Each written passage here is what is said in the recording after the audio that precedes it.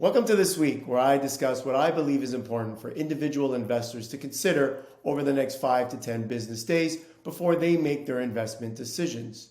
With markets at all-time highs and going even higher on a monthly basis, why should investors be investing today? What are the positives for investors to consider before they invest?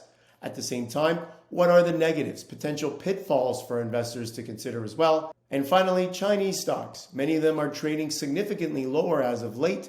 Should you be considering these names for your diversified portfolio? Why should individual investors be considering investing their hard-earned money when markets are at all-time highs? A few reasons. Number one, corporate earnings. We've seen corporate earnings so strong over the last 6 months. Numbers are coming in well above expectations.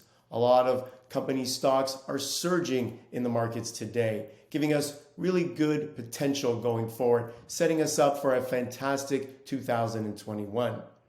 We're also hearing that the Federal Reserve is going to remain accommodating for the foreseeable future, not really considering raising interest rates going forward, at least until perhaps the back half of 2022, maybe even in 2023. And lastly, the reopening trade.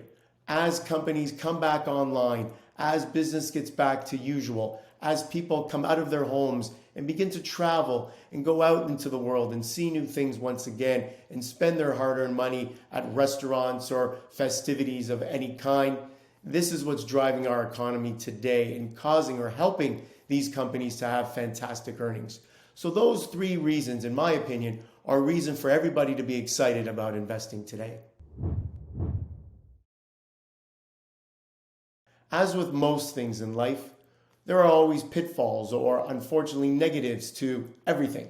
And in this case, what are the pitfalls to perhaps being an investor at this point in time? Well, we've seen corporate earnings very strong, but yet not as strong as quarter one. That leads us to ask the question, or was quarter one peak earnings? Is this as good as it gets? Are we in that peak reopening stage as I've talked about in the past? Will investors begin to sell the news rather than to buy into the good news that has come out? Second, interest rates. Interest rates are going to be on the move pretty soon over the next year and a half. As soon as the market gets a whiff of rising interest rates, that usually spells some negativity for the markets. Inflation. We've seen very hot inflation both in the United States and here in our country. And so going forward, will inflation cause the Federal Reserve and the Bank of Canada, for that matter, to consider raising interest rates, which again is a negative, can be a negative for the markets. So going forward, I think individual investors have to balance the good and the potential negatives and figure out what is the best course for them and their hard-earned dollars. Chinese stocks. They have made individual investors here in North America a lot of money over the years. Lately, they've had a lot of unfortunate press, a lot of political pressure coming from originally the United States and now China itself. China has really started to clamp down on the goings-on of these companies, what happens at these companies, and how they are functioning or running their businesses. We've seen names like Alibaba, JD.com, Tencent, and others really fall in terms of their stock price. Going forward, is this a risk you want to take in buying these names that are significantly cheaper today? In my opinion, a name like Alibaba, one of the best companies in the world, should be significantly higher.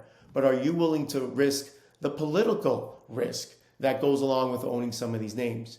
At this point in time, in my opinion, for conservative risk type of individuals, moderate risk type of individuals, I would sort of back away for the time being. Let things play out. Let's see what happens out of China, what comes out of China next, and the US itself, their relations between the two, and then perhaps we can revisit some of these Chinese names.